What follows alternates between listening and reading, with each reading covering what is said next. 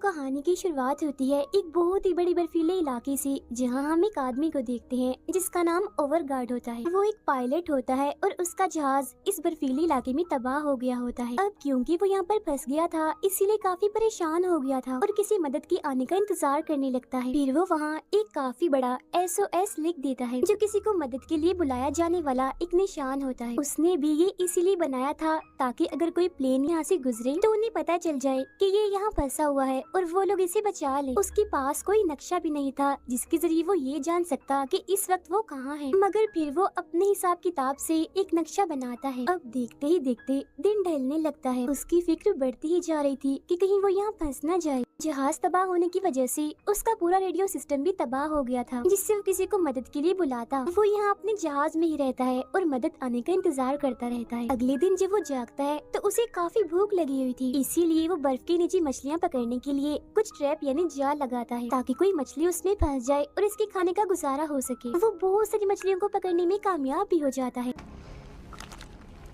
उसे यहाँ 2 से 3 दिन गुजर जाते हैं, मगर कोई भी उसके बचाव के लिए यहाँ नहीं आता। रोज सुबह उठने के बाद वो एक मछली खाता था और फिर अपनी सिग्नल देने वाली मशीन को लेकर ऊंची ऊंची जगहों पर जाया करता था ताकि मशीन से निकलने वाले सिग्नल्स कोई हेलीकॉप्टर या प्लेन देख ले या फिर कोई टीम उस सिग्नल को पकड़ ले और उसे बचाने के लिए आ जाए। अगले दिन वो नक्शे पर हर उस जगह को बना देता है जहाँ उसने बैठकर मशीन के जरिए सिग्नल्स भेजे थे, लेकिन अफसोस 4 से 5 दिन गुजर जाने के बाद किसी ने भी उसका सिग्नल नहीं देखा। ओवरगार्ड हर रोज एक जगह पर जाया करता था जहाँ उसने कुछ पत्थर रखे हुए थे। वो उनसे बातें करता था। फिर जब वो अपने जहाज की तरफ वापस आता है तो देखता है कि किसी ने उसके डब्बे को तोड़कर वहाँ से सारी मछलियाँ ले ली हैं। आसपास देखने पर उसे कुछ भी दिखाई नहीं देता, मगर फिर जैसे ही वो अपने पैरों की तरफ देखता है तो वहाँ उसे बर्फानी रिछ के काफी बड़े बड़े पैरों के निशान दिखते हैं, जो देख वो काफी डर जाता है और वापस अपने प्लेन में आ जाता है। वो सोचने लगता है कि अब उसके लिए एक नहीं बल्कि 2 मुसीबतें हैं। उसे ना सिर्फ ठंड से बच के रहना है बल्कि अब उस रिछ से भी बचना है,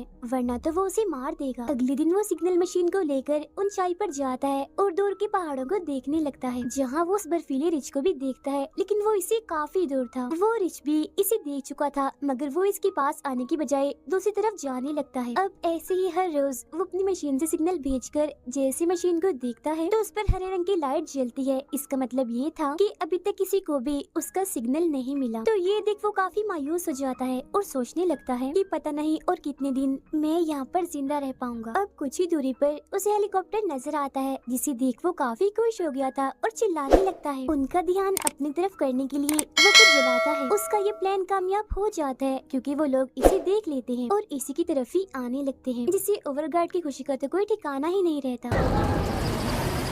मगर फिर अचानक से वहाँ मौसम खराब होने लगता है क्योंकि वहाँ तूफान आ गया था, जिस वजह से हेलीकॉप्टर भी संभल नहीं पाता और वहीं तबाह हो जाता है। ये देख ओवरगार्ड एकदम मायूस हो जाता है और हेलीकॉप्टर के पास जाने लगता है। पास आकर वो देखता है कि सर पर चोट लगने की वजह से पायलट की मौत हो गई है, मगर हेलीकॉप्टर में जो मुसाफिर थी वो अभी जिंदा थी, बस चोट लगने की वजह से वो बेहोश हो गई थी। ओवरगार्ड पायलट को बाहर निकाल कर लड़की को चेक करने लगता है। वो देखता है कि लड़की के पेट पर एक काफी बड़ा कट है, तो वो हेलीकॉप्टर में रखा मेडिकल बॉक्स उठाकर उसकी मरहम पट्टी करता है। हेलीकॉप्टर का दरवाजा तोड़कर उस पर लड़की को रखता है और उसे खींचकर वापस अपने प्लेन की तरफ आने लगता है। प्लेन में आने के बाद लड़की को होश आती है। वो ओवरगार्ड से उस पायलट के बारे में पूछती है, जिस पर वो बताता है कि वो बेचारा तो मारा गया है। ये सुन वो लड़की इतनी टेंशन ले लेती है कि दोबारा से बेहोश हो जाती है। अब क्योंकि ओवरगार्ड को अपना काम भी करना था, इसीलिए वो जाने का सोचता है, मगर जाते जाते वो लड़की के लिए एक नोट छोड़ता है, जिस पर वो लिखता है कि घबराना नहीं, मैं थोड़े वक्त में वापस आ जाऊंगा। इसके बाद वो अपने प्लेन से बाहर निकल जाता है। वो दोबारा से हेलीकॉप्टर के पास आता है और पायलट को वहीं बर्फ में दफन करके दुआ करता है। इसके बाद वो हेलीकॉप्टर में से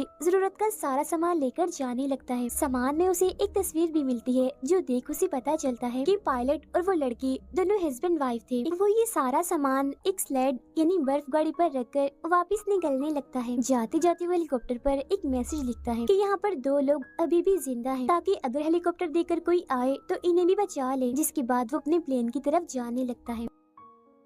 वापिस आने पर वो दोबारा उस लड़की के जख्म की मरहम पट्टी करता है। उसे यहाँ पर एक हफ्ता गुजर गया था, इसीलिए वो खुद को अकेला समझकर रोने लगता है। फिर वो खुद को संभालता है और अपने बनाए हुए नक्शे को देखने लगता है और ये ढूंढने की कोशिश करता है कि इस वक्त वो कहाँ है। ये नक्शा भी इसे हेलीकॉप्टर में से ही मिला था। नक्शे में उसे आसपास के कुछ रेस्क्यू पॉइंट्स भी मिलते हैं, यानी जहाँ जाकर इनका बचाव मुमकिन हो सकता है। तभी अचानक वो ट्रैप जिसने मछली पकड़ने के लिए लगाया था उसमें आवाज आने लगती है। जब ये बाहर चेक करने जाता है तो देखता है कि काफी बड़ी मछली उसके ट्रैप में फंस गई है। अब सामान में कुछ नूडल्स भी थे जिन्हें मछली के साथ वो पकाता है और आज काफी दिनों के बाद उसे गर्मा गर्म खाना खाने को मिलता है। साथ ही वो उस लड़की को भी होश में लाता है और थोड़ा सा खाना उसे भी खिलाता है, लेकिन वो ठीक से नहीं खा रही थी क्योंकि अभी भी वो बेहोश ही थी। अब वो सिग्नल मशीन दोबारा से लेकर काफी दूर जाता है, साथ ही वो अपने प्लेन पर भी नजर रख रहा था। अब ऐसे करते करते उन्हें कुछ और दिन गुजर जाते हैं। लड़की की तबीयत भी दिन ब दिन खराब होती जा रही थी। मेडिकल बॉक्स में जो दवाइयाँ थी उनका भी उस पर कोई असर नहीं हो रहा था। सारी सूरत हाल को देखते हुए ओवरगार्ड पास वाले रेस्क्यू पॉइंट पर जाने का सोचता है। उसने काफी मछलियाँ भी अपने साथ स्टोर कर ली थी ताकि सफर में ये उसके खाने के काम आ सके। इसके अलावा पानी और बाकी जरूरत का सामान भी लेकर वो स्लेड पर रखता है, जिसके बाद वो लड़की को भी अपने स्लीपिंग यानी सोने वाले बैग में डालकर स्लेड पर रख देता है क्योंकि वो उसे भी अपने साथ ले जा रहा था। आखिरी बार वो अपने प्लेन को देखता है, जिसके बाद स्लेड की रस्सी को अपने पेट पर बांधकर निकलने लगता है। रास्ते में बार बार ओवरगार्ड को उस लड़की की फिक्र हो रही थी, इसीलिए वो उसे चेक करता है और पानी पिलाने की भी कोशिश करता है ताकि उसकी तबीयत और खराब ना हो जाए। साथ ही वो जानबूझकर उससे बातें भी करता है ताकि वो लड़की खुद को अकेला महसूस ना करे और उसे ऐसा ही लगे कि कोई तो है उसके साथ। देखते ही देखते वो थोड़ा रास्ता पार कर लेता है। अब दिन ढलने लगता है और वो भी काफी थक गया था, इसीलिए एक जगह रुककर बर्फ की गुफा बनाता है और उसमें ही आराम करता है। इसके बाद वो दोबारा से आगे बढ़ता है। सर्दी यहाँ बहुत ज्यादा थी और हालात काफी मुश्किल, मगर इस कठिन वक्त में वो अपने साथ साथ उस लड़की का भी बहुत ख्याल रख रहा था जो एक मुश्किल काम। थोड़ा आगे जाने पर उसे एक पहाड़ी दिखाई देती है जिस पर चढ़ना बहुत ही मुश्किल था। वो इस पहाड़ी को देखकर काफी हैरान रह गया था क्योंकि नक्शे के मुताबिक उसके रास्ते में कोई पहाड़ी नहीं थी। अब उसे शक होने लगता है कि कहीं मैं गलत रास्ते पर तो नहीं आ गया। तब चेक करने के लिए वो ऊपर जाता है और देखता है कि आगे का रास्ता बिल्कुल साफ है, तो जाहिर है वहाँ से आगे बढ़ना आसान होगा। इसीलिए सबसे पहले वो अपने सामान को खींचकर ऊपर पहुँचाता है और जब लड़की को स्लेड के जरिए ऊपर ले जा रहा था तो वो बार बार खिसक कर नीचे आ रही थी क्योंकि वजन ज्यादा था। वो उसे ऊपर चढ़ाने की काफी कोशिश करता है मगर नाकाम ही रहता है, जिसके बाद वो वहीं बैठकर रेस्क्यू पॉइंट पर जाने का अब एक दूसरा रास्ता बनाता है। उसे ये फिक्र भी हो रही थी कि रेस्क्यू पॉइंट पर जाने के लिए इस रास्ते से 2 दिन लगने वाले थे, मगर अब जिस नए रास्ते से वो जाएगा इसे 5 दिन लग जाएंगे। टेंशन उसे ये थी कि खाना भी कम था और लड़की की हालत भी इतनी खराब थी कि उसकी जान भी जा सकती थी, लेकिन इसके बावजूद भी वो हिम्मत करता है और ठान लेता है कि चाहे जो भी हो जाए मैं इस नए रास्ते से ही जाऊंगा। जिसके बाद वो अपना सामान वापस नीचे उतार कर इस नए रास्ते पर चलने लगता है। थोड़ा आगे जाने पर उसे गुफा मिलती है जहाँ वो रुकता है और खाना बनाकर खुद भी और उस लड़की को भी खिलाता है, मगर उसकी हालत अब और भी खराब हो गई थी। उसका जिस्म काला पड़ने लगता है, ऐसा लग रहा था जैसे उसका खून जम रहा हो। इसके अलावा उसके चूल्हे में गैस भी खत्म हो गई थी, जो देख उसकी परेशानी और बढ़ जाती है। चुपचाप बैठा अभी सोच ही रहा था कि तभी उसे बाहर किसी के गुर्राने की आवाज आने लगती है, जो सुन वो पहचान लेता है कि बाहर बर्फानी रिच है। वो काफी डर गया था, इसलिए एकदम शांत रहता है, कोई आवाज नहीं करता। मगर इसी वक्त उस लड़की को खांसी होने लगती है, जिससे रिच को पता चल जाता है कि अंदर कोई है, तो वो अंदर आने की कोशिश करता है, पर क्योंकि गुफा का रास्ता काफी छोटा था इसीलिए वो अंदर नहीं आ पाता। वो रिच इतना चालाक था कि बर्फ को तोड़कर अब वो अंदर आने का रास्ता बनाने लगता है। ये देख ओवरगार्ड काफी घबरा जाता है और अपने सामान में फ्लेयर गन ढूंढने लगता है जो उसे मिल ही नहीं रही थी, लेकिन काफी खोजने पर आखिर वो उसे मिल ही जाती है, जिसे जलाकर वो रिच को डराता है। डरकर रिच भी वहाँ से भाग जाता है। कुछ वक्त के बाद ओवरगार्ड बाहर आता है और देखने लगता है कि कहीं वो रिच आसपास तो नहीं, मगर जब वो उसे नहीं दिखता तो वो चुपके से वहाँ से निकलने लगता है अपने सामान और लड़की को लेकर। लेकिन जैसे ही वो थोड़ा आगे बढ़ता है तो बर्फीला तूफान आने लगता है। उसे आगे का कुछ भी दिखाई नहीं दे रहा था, जिस वजह से वो आगे नहीं बढ़ पा रहा था। वो स्लेड पर से लड़की को नीचे रखकर स्लेड को सामने की तरफ खड़ा कर देता है, जिसके पीछे वो और लड़की थे ताकि उन पर बर्फ कम गिरे।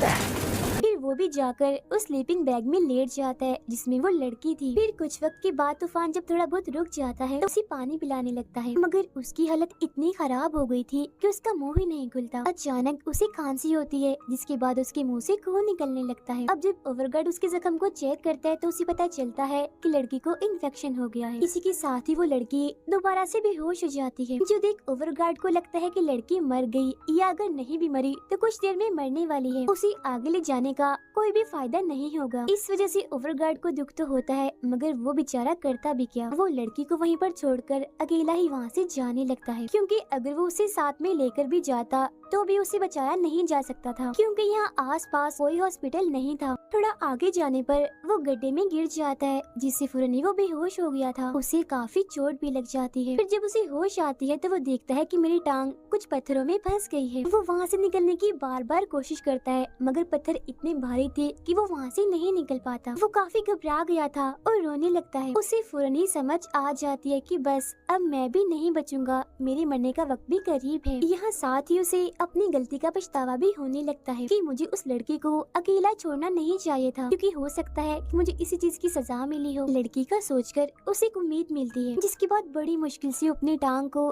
पत्थर के नीचे से निकालकर गड्ढे से बाहर आ जाता है। उसकी टांग काफी जख्मी हो गई थी और खून भी आ रहा था, मगर वो अपनी चोट को एक कपड़े की मदद से बांध देता है ताकि उसका खून न जम जाए। फिर वो जैसी तैसी करके वापस उस जगह पर आ जाता है जहाँ उसने लड़की को छोड़ा था। वो देखता है कि लड़की की हालत में अब सुधार आने लगा है, उसे होश भी आ गई थी और आंखें खुलते ही वो ओवरगार्ड को हेलो कहती है। ये सुनकर वो काफी दुखी हो गया था और रोने लगता है। साथ ही वो लड़की से माफी भी मांगता है। लड़की उसे संभालती है, मगर उस बेचारे को बहुत तकलीफ हो रही थी क्योंकि उसकी टांग पर काफी गहरी चोट थी। मगर फिर दर्द को सहते हुए वो लड़की और सामान को स्लेड पर रख के दोबारा से आगे बढ़ता है। इस बार वो एक छड़ी का भी इस्तेमाल करता है। कुछ देर चलने के बाद वो आखिरकार रेस्क्यू पॉइंट के काफी पास पहुंच गया था। वो खुद ऊपर जाकर देखता है तो कुछ दूरी पर उसे एक हेलीकॉप्टर दिखता है, जो देख वो काफी खुश हो जाता है। चिल्लाकर उन रेस्क्यू पॉइंट वाले लोगों को बुलाने लगता है। इसके अलावा उनका ध्यान अपनी तरफ करने के लिए वो फ्लेयर गन भी चलाता है, मगर अफसोस उन लोगों का जरा सा भी ध्यान इसकी तरफ नहीं आता। वो हेलीकॉप्टर को